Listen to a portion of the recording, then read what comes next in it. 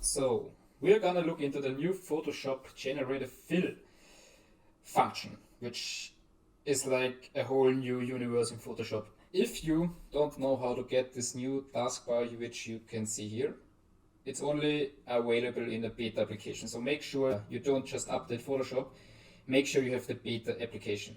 If you don't know how to get to it, you go to Adobe Creative Cloud, click on Application, Beta Applications, and then you get the Photoshop beta.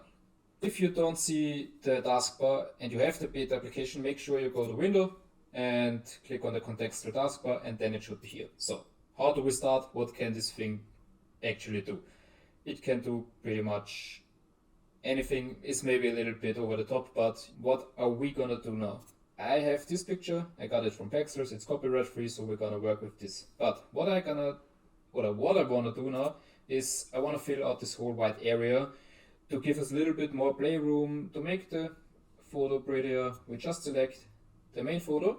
Make sure you don't select it over the full area. Make sure you always have a few pixels left, because it will use those pixels to generate the rest of the image, and it is better because it has this as a references. So if you select this one, you can then press Control Shift and I to invert the selection. If you don't know how to do it with a shortcut, you can go to Select and Inverse Selection. There you can also see the buttons you have to press. Next thing, just click on Generative Fill and don't write anything into it, just press Generate. So this is the first option. Not quite what I wanted because of this black line and left and right, but you can press on the next one. Also not that good. This one isn't good either. So what are we gonna do? Just go back and try it again. That is much better. So now we got our options. I think I like the first one the most. We can work with this one. Okay, next thing what we're gonna do is replace the sky with maybe a blue one. But before we do it, make sure you always reduce your layers to 1, because if you have separate areas, so I can show you, if you have separate layers, you will always have the reference of this layer. So if you reduce it to 1, you just have the whole image, which the generative eye can refer to. So generate, we select the sky, generate a beautiful blue sky, generate and wait again. Oh, that one is already good.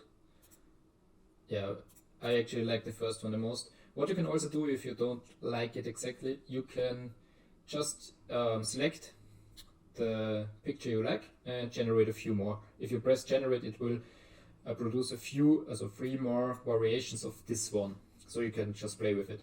Next thing, we're gonna reduce it to a layer again, and maybe we want a little fantasy castle in the background. Maybe in this area, this big old castle. Generate. It's not the best one, I don't like this either. That one is a little bit comic-like. Maybe we remove this and try it again. Over the top here, in this area. That's better. It's in the distance, it looks like a castle. I like this one. So what can we do more? Maybe what could be pretty is that in front of the castle there is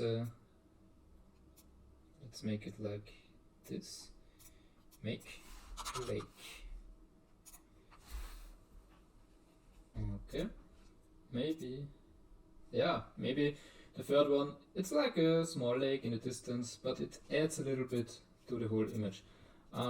As you can see, with and without, it just gives it a little bit. I will reduce it to 1 layer again, and maybe one final thing, because it's not always good to improve a picture by like 1,000 things. You just want to keep it subtle, so it keeps the original taste. But what we can do is maybe press give here. That's like a bad selection. Maybe like this. An old wooden bench.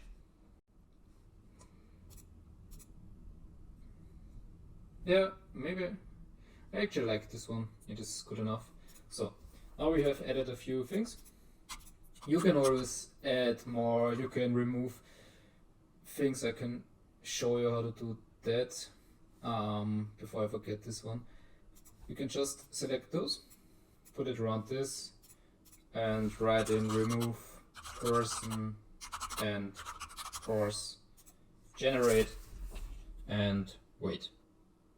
And you have a picture without them. Let's pretend we are finished with our picture. What we can do now is make it a little bit more pretty. That's nothing to do with generative AI, but what I like to do is always after I'm done, I go to camera raw filter and just make it a little bit more cinematic. Reduce a little bit more the contrast, improve the contrast, the exposure a little bit down, the clarity maybe a little bit less, the highlights, and a bit of the haze. What I can also do is maybe we want it a little bit more warm.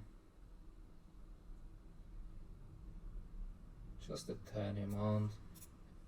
And we're done. And now that you can see the two pictures next to each other. So I put the pictures side by side so you can see the differences. What we did only in like a few minutes with a few clicks. Of course, you can do it like 100 times better, but you get the whole idea. And that is like all the things you need to know. You need nothing else. You just have to play a little bit with it. I think you have to try some different prompts and yeah, that's mainly it.